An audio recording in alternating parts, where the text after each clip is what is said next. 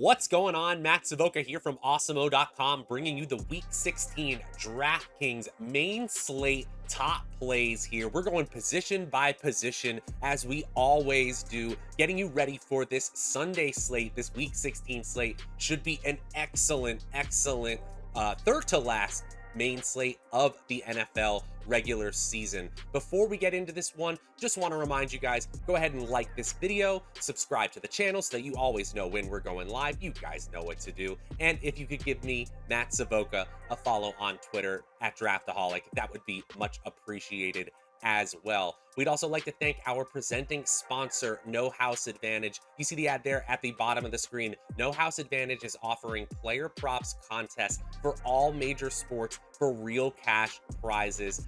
Go ahead and download it from the App Store or Google Play, or just go to nohouseadvantage.com and make sure to use promo code Awesemo when you sign up, because you can get a first match deposit bonus up to $25. It is so much fun over there. Go get started today. Okay, guys, on the screen here, you will see my top plays from the defense and special teams position. As usual, a little bit of ambivalence when we look at optimal lineup percentage here. We've got at least 10 teams with 5% to an 8% chance of being in the optimal lineup. It is basically play who correlates with your other players in your lineup, play what fits salary wise. At 5 through 1 though, we're looking at the Falcons, who have a pretty interesting matchup against a Detroit team that overperformed last week, but in general has been pretty bad offensively this year. The Seahawks are at number 4, playing the Bears. Could be without Justin Fields on that side of the ball for Chicago, so that's obviously a plus for the Seahawks. Then the Jaguars at number 3, that's kind of an interesting one.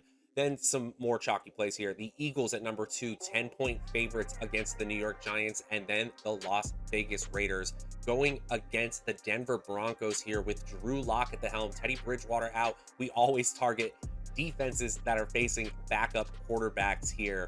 But we should get into the more interesting positions, dare I say. Let's go to the tight end position. At number 5, it's Darren Waller. Not going to spend a lot of time here. He's probably out by the time this video even goes live here. But if Darren Waller plays, he's got a solid ceiling, over 25 fantasy points, 26% of the time. Yes, he's under 10 fantasy points 33% of the time. A lot of those times in our simulations, he's not playing at all. Of course, if he's in, he's the top option for Las Vegas against the Denver Broncos, but it looks like, based on when I'm recording this on Friday afternoon, that Darren Waller is once again going to be missing here. So look to those 10 through 6 options. You got Dallas Goedert, Dan Arnold, CJ Uzomah, Cole Kmet ahead of Darren Waller, or excuse me, just behind Darren Waller. They obviously all get a slight boost if Waller sits. Number 4, it's Jared Cook, and Jared Cook absolutely gets a boost here because of Donald Parham's pretty scary injury last week against the Chiefs. Hopefully he's doing much better, but it does not look like he's going to play in this matchup. And Austin Eckler is looking like a long shot to play in the backfield for the Los Angeles Chargers, which means in this game against Houston, where they are nearly 10-point favorites with a solid 46-point total here, they're going to need someone to catch short area targets. That steps in Jared Cook's wheelhouse right away here. We could see 7 targets easily for Cook once again, which is what he had last week. Much better than that 4 or 5 target range, which is where he was hovering around the last few weeks here. 3,500 for a tight end, never bad here, especially one that is approaching 10 fantasy points in a median projection. The Los Angeles Chargers up to 8 in PFF's team's offensive grade, and Jared Cook should get a boost here, an opportunity good enough for 4th best in our tight end rank. At number 3, it's Pro Bowler Kyle Pitts. And yes, if you had him in season-long fantasy football, maybe you were a little disappointed in Pitts' rookie year, but compared to the rest of all rookie tight ends in the history of the NFL, Pitts is having one of the more impressive years we've ever seen, especially considering the fact that he wasn't supposed to be the number 1 receiving option in his own offense. He was supposed to be the number 2 option, but that's the way things go sometimes in the NFL. We are seeing some volatility in his projections because he's a tight end. He's a receiver on the Atlanta Falcons, but he's a good matchup against the Detroit Lions. They are 6-point favorites this week at home. Pitts is scoring over 25 fantasy points 21% of the time, still under 10 fantasy points 30% of the time, but he's still a solid option in this mid-range here. 5,800 on DraftKings. He's in the optimal lineup 13% of the time. At number 2, probably another player who might be ruled out by the time you are viewing this video, but Travis Kelce, an obviously great player in a great spot if he is activated from the COVID-19 list in time to play against the Pittsburgh Steelers. The Pittsburgh Steelers have been more susceptible against opposing rushing attacks, but knowing the Kansas City Chiefs and their offense and the way that they played last week, we know what the ceiling is with Kelce in the lineup. Now, if he isn't activated, we're going to have to look to other players, probably not tight end Noah Gray. You probably just want to go to other players on this list, like Kyle Pitts, like Jared Cook, or Cole Kmet, something like that, or the number 1 play,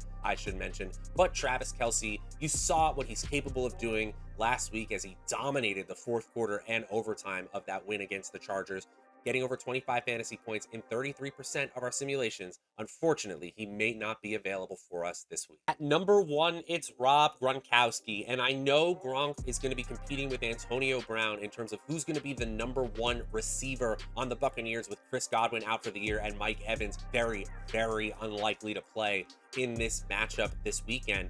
But still, against the Carolina Panthers, who are just kind of middle of the road, kind of league average against opposing receiving cores this year, we could see Gronk easily get upwards of 10, 11, even a dozen targets in this game. 6,200 salary is pretty high here, but the 14.6 median fantasy point projection is really solid as well.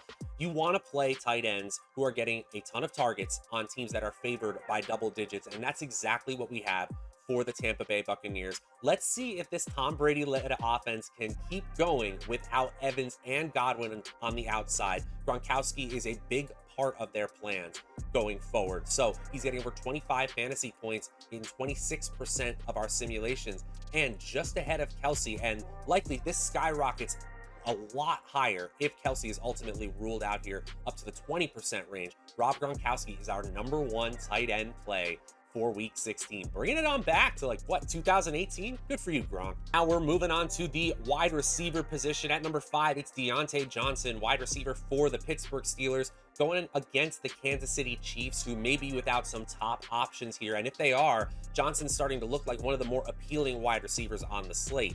Now, 7,500, that's pretty high here for wide receivers, and especially on a team that is an underdog by double digits this weekend.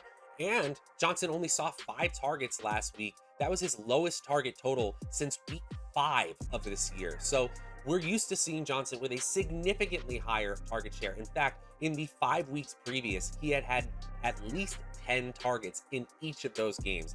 Now, the Pittsburgh offense isn't one of the premier offenses in the NFL anymore. They're 28th best in PFF's team offensive grades, but we're counting on that opportunity, that volume. We're hoping for a dozen targets possibly in a possible shootout in a 46.5 point total.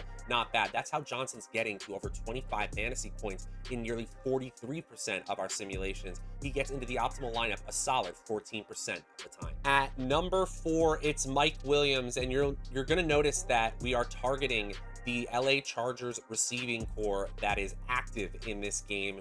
You see Keenan Allen just outside the top 5 at 6th on our top 10 wide receivers list. Mike Williams at 6,100 in salary, looking like a really solid value, a median projection of 15.8 fantasy points. And that's because the Chargers are in a great spot.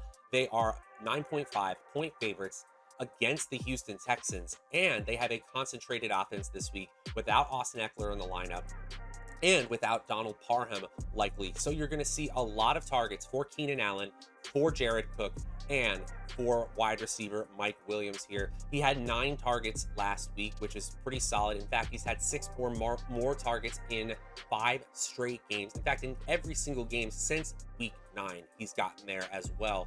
So I'm not surprised to see him at over 25 fantasy points in over a third of our simulations. That's really solid for a player at 6,100 in salary.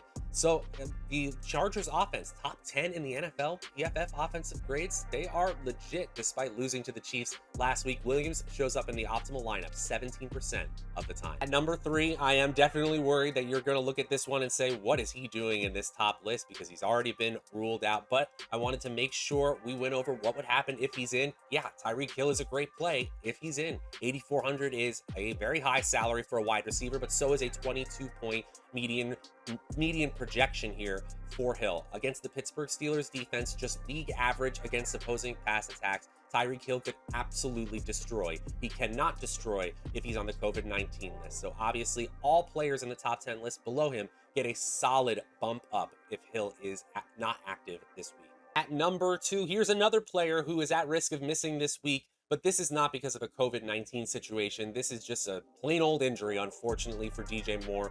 Missed a second straight practice as of when I'm recording this on Friday afternoon here.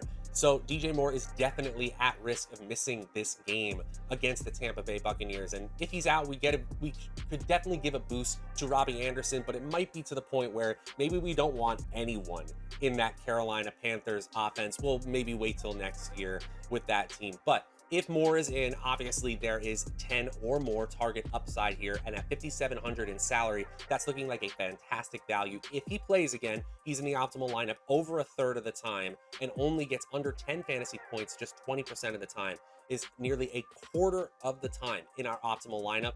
It would be unfortunate if he misses here because Moore is in a great spot this Sunday. At number 1, obviously, it's Cooper Kupp. Cooper Kupp is having one of the most historic wide receiver 1 seasons we've ever seen. Kupp has had 12 games in the top 12 wide receivers in scoring, in fantasy scoring this season. No other player this season at the wide receiver position has had more than 7 such games this year. He has a ridiculous 70% chance of scoring 25 or more DraftKings points and just a 6.5% chance of scoring less than 10 fantasy points. Absolutely ridiculous floor and ceiling projection numbers. And look at that median projection. 27 fantasy points for a wide receiver against the Minnesota defense that ranks dead last in schedule adjusted fantasy points allowed to opposing wideouts this year. It could absolutely happen.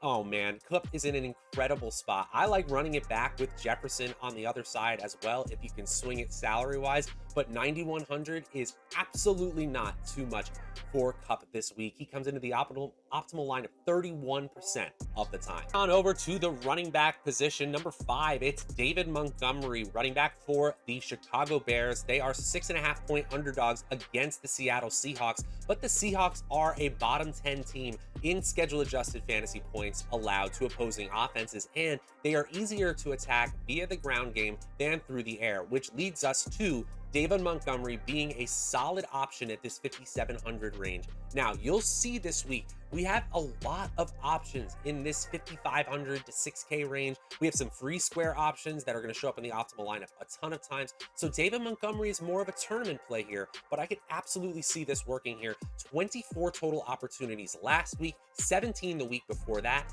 30 the week before that. So if you get 25 total opportunities, including something like 6 targets, which he's had in each of his last 3 games here, you can easily see a running back 1 performance. He's got a median projection of 16 points here and is getting over 25 fantasy points 31% of the time. A really solid week looks like for David Montgomery here. He's in the optimal lineup 16% of the time. At number 4, it's Josh Jacobs, and this is really a volume situation here for Jacobs. The matchup against Denver isn't fantastic. I guess he is technically a home favorite against the Teddy Bridgewater-less Denver Broncos this week, but Jacobs' real big boost is because he's getting more usage in the receiving game.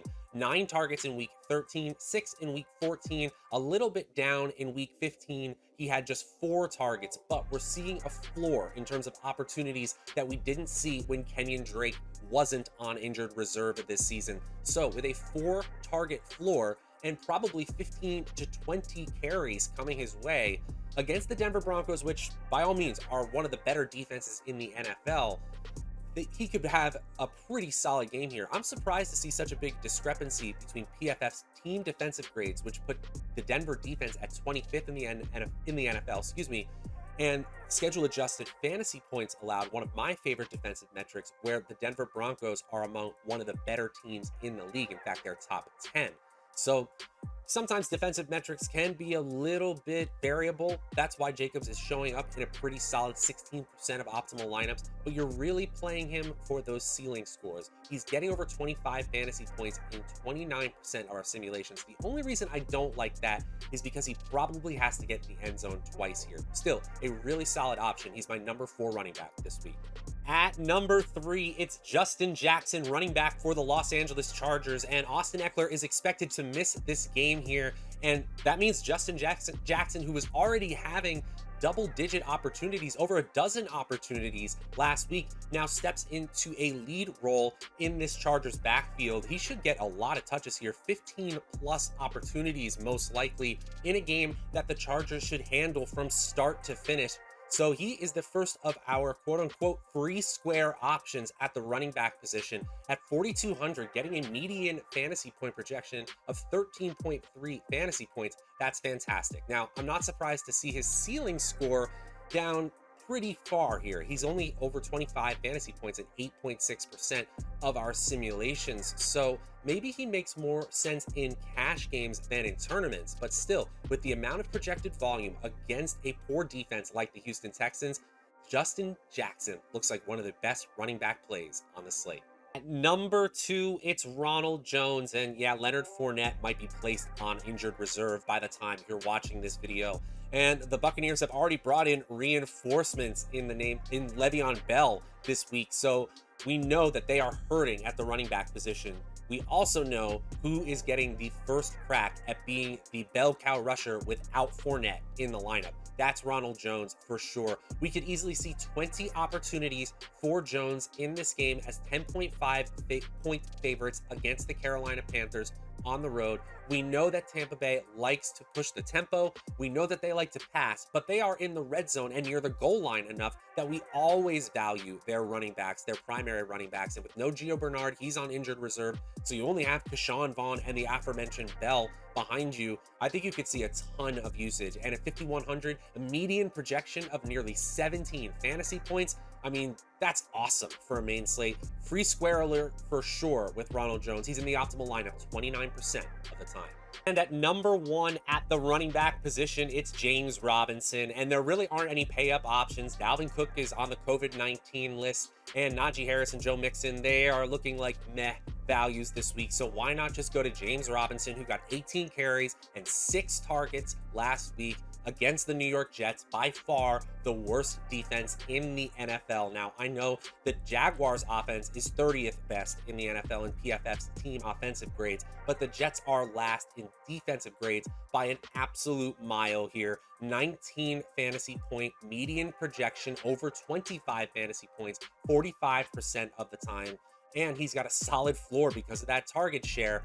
James Robinson in the optimal lineup 29% of the time. And honestly, he is my favorite running back on this slate. Finally, we are on to the quarterback position. A pretty good week for quarterbacks here. And Matthew Stafford, the Pro Bowl snub, as Coach Sean McVay said, looks like a really solid option here. 6,700 in salary. That's pretty good. But we're seeing that 21-point median fantasy point projection. Really 22 points if it rounds up there. And they are 2.5-point favorites against the Minnesota Vikings. Honestly, I think they could beat them by way more than that. And in schedule adjusted fantasy points allowed to quarterbacks, Minnesota is second worst in the NFL. They are dead last to opposing wide receivers. So pair Stafford up with his star receiver Cooper Kupp and profit from there. I think he could absolutely smash this slate. He is getting over 25 fantasy points 60% of the time, and in the optimal lineup, a solid 8% of the time this week. At number 4, it's Matt Ryan, and Matt Ryan is facing the Detroit Lions, one of the worst defenses in the NFL in schedule adjusted fantasy points, 31st in the NFL in team defensive grades, and they are likely not going to have Jared Goff for this contest here. So Matt Ryan and the Falcons have a chance to actually put a team away. They are 6-point favorites at home against a team here. That's great. So at 5,400, 19 points as a median fantasy projection. We'll take it for a player in Ryan who has been kind of up and down this season in adjusted yards per attempt. He's 22nd among all quarterbacks in the NFL. Still, this matchup is great. He's under 10 fantasy points in just 15.5% of our simulations and over 25 fantasy points in nearly 45% of our simulations. The Falcons are just in a plain old great spot here. Matt Ryan comes in at number 4 in 9% of the optimal lineups. At number 3, it's Jalen Hurts, and this is really simple here. 10-point favorites, even though it's a low Vegas total game. That's because the New York Giants are getting no implied points with Mike Glennon expected to be at the helm here. And so the Eagles should control this from start to finish, and they should be able to run the ball as much as they want with Miles Sanders and, of course, with Jalen Hurts, one of the best rushing quarterbacks in the league this season. 6,400 salary, really not bad for a player with nearly a 22 fantasy point median projection. Of course, he's getting over 25 fantasy points in nearly 60% of our simulations. High floor, high ceiling play against a bad New York Giants defense. Bottom 5 in schedule adjusted fantasy points allowed to opposing offenses. And the Eagles, surprisingly, are 7th in PFF's team offensive grades here. Hurts looks like he's in a smash spot. He's in the optimal lineup 10% of the time. Number 2, it's Patrick Mahomes, and Patrick Mahomes is probably going to end up being a tournament-only play here, especially at a 7,700 salary, pretty increased for a player who's not going to have Tyreek Hill and Travis Kelce. Now, if they are in, that's why I put them in, those two players in our rankings here. Obviously, Mahomes becomes a fantastic option. Look, he's getting over 25 fantasy points in 58.5% of our simulations, but you know that number will come down if Kelce and Hill are not activated in time for this game against the Steelers. You'll also see that spread, which is currently at 10.5 points in favor of the Kansas City Chiefs, begin to shrink. You'll also see that total likely go down because 46.5. I don't know. Mahomes could do it all on his own. Absolutely. He's still leading the number 10 ranked PFF graded offense in the NFL, but I ultimately think Mahomes drops down this list, probably below Matthew Stafford and maybe even Russell Wilson if Hill and Kelce aren't activated. Obviously, Mahomes is one of the best players in the league, but he's a risky proposition despite coming in at number 2 in our latest run of simulations.